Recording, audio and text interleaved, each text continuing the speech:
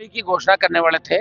अभी हम घंटे भर बाद प्रमुख राष्ट्रीय लोकतांत्रिक पार्टी के कुछ प्रमुख जो हमारी कोर टीम के मेंबर हैं उनसे बातचीत करके और अभी हम आज रैली का ऐलान करेंगे और उसकी तारीख की घोषणा करेंगे, जगह और स्थान भी बताएंगे।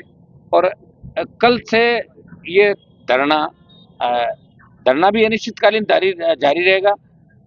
1 लाख जवानों की रैली भी हम करेंगे और आर पार की लड़ाई सरकार से लड़ेंगे। जिस तरह 21 की कुछ कॉपियां आई है वो हम इकट्ठा कर रहे हैं सारा सारा। 21 की मेंस की कॉपियां भी आ रही है, इसकी मतलब कई सत्यापित कॉपियां आई जिसके अंदर फर्जीवाड़ा हुआ, बिना लिखे नंबर दे दिए।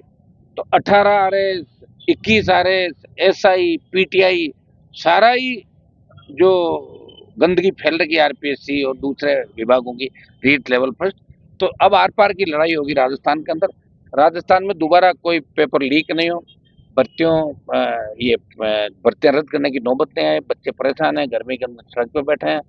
सरकार सुध नहीं ले रही, भजनलाल सरकार वो पता नहीं दूसरे ही कामों में लगे हुए हैं सरकार के मंत्री।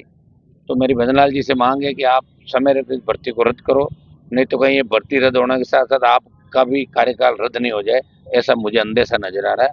भजनलाल जी, नौजवानों की सुनो, इन्होंने आपको सत्ता के शिखर पे लेकर आए, सत्ता में बिठाए। बीजेपी के तमाम नेताओं को कहना चाहूंगा, याद करो तुम लोगों ने इन लोगों को क्या क्या के वोट मांगे थे। अब अपनी बात से मत पलटो और ऐसा ही भर्ती के साथ आरपीएससी को भंग करो। और ये कोई संवैधानिक मामला नहीं है, आप तो 5 मिनट में चाहो तो भंग कर सकते हो। डबल इंजन की सरकार आपकी, राष्ट्रपति आपका, गवर्नर आपका, प्रधानमंत्री आपके, सीएम आपके, तो लोगों को क्यों तड़पा रहे हो। हम आज तारीख के ऐलान के साथ ये आंदोलन किस तरह होगा अब बैठ के और इसका आज हम फाइनल करें। सर, ये एसआईटी की जो रिपोर्ट है वो सबमिट हो चुकी है, सिफारिश कर चुकी है, तो बार बार ये अब मीटिंग बार बार कुछ नहीं, बार बार बहानेबाजी और सोचे कि भाई अपना आप चल देंगे, उठ के कहाँ जाएंगे। क्रेडिट की लड़ाई है, क्रेडिट नहीं देना चाहते और हम कह रहे हैं हमें लेना ही नहीं क्रेडिट है। आप तो एक काम करो, भजनलाल जी वहाँ 3-4 लोग जो हैं वो बैठ कर भी कहते हो भर्ती रद्द की जाती है, हम तो यहाँ वैसे ही उठ के चले जाएंगे ना भाई, हमें क्या करना है। तो क्रेडिट खुद ले लेना भजनलाल जी, थोड़े भजनलाल जी के को धन्यवाद भी दे देंगे, 1-2 लड़के भाषण देकर कि भजनलाल जी को धन्यवाद कि भर्ती रद्द करी। तो इसमें क्रेडिट की लड़ाई नहीं, राजस्थान के मान सम्मान की, नौजवानों के भविष्य का सवाल है भाई। आगे यही संस्थाएं अगर एग्जाम कराएगी तो कैसे सही होगा, कैसे पारदर्शिता लाएंगे। तो ये सोचने वाली बात है। बीजेपी का एजेंडा था और एजेंडे से भटकना नहीं चाहिए। भारतीय जनता पार्टी को अपना वादा याद रखना चाहिए, नहीं तो राजस्थान का नौजवान इस बार भारतीय जनता पार्टी की बहुत बुरी स्थिति पंचायत चुनाव और पालिका और उसके बाद विधानसभा चुनाव के अंदर कर देगा, जैसी कांग्रेस की जो स्थिति की है। सर, आंदोलन धरना प्रदर्शन में भी कई सवाल भी खड़े हो रहे हैं कि यहाँ राजनीति करने की कोशिश हो रही है, जो नए नए छात्र तो हैं एक वो बात राजनीति बताओ, करने की नहीं कोशिश कर सुनो, रहे हैं।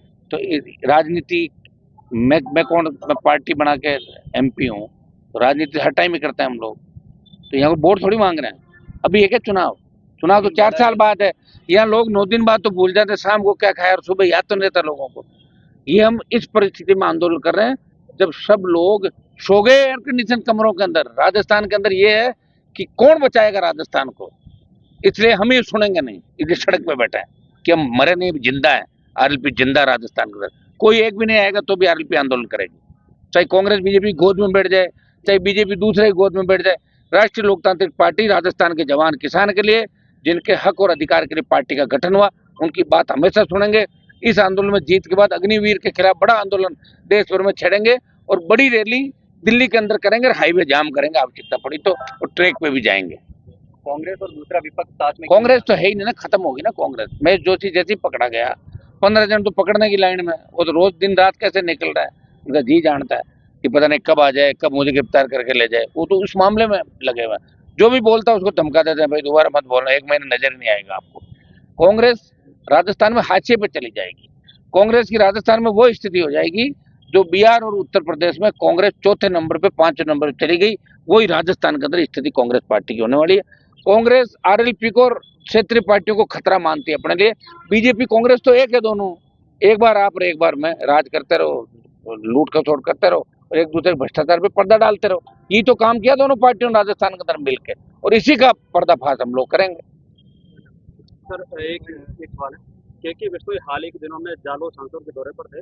वहाँ पर सांसद में जब उनसे पूछा गया कि हनुमान बेनगा लगातार ऐसे पार्टी को लेकर धरना प्रदर्शन पर बैठे, तब उन्होंने कहा कि हनुमान जी केवल अपना प्रदर्शन कर रहे हैं, बाकी बीजेपी का मुद्दा था, बीजेपी इस पे काम कर रही है। कौन सा मुद्दा?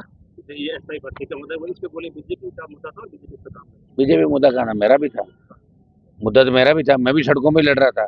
बीजेपी कौन से एमपी लोकसभा में उठाया मामला, उठाया ना 2 बार मैंने, और न उसके कोई हाथ में न कोई बात, वो अपना टाइम पास करा। वो पहली और अंतिम बार है विदाई, अब काम नहीं पड़ेगा उसका, दोबारा चुनाव हो घर बिठा दें। है। आई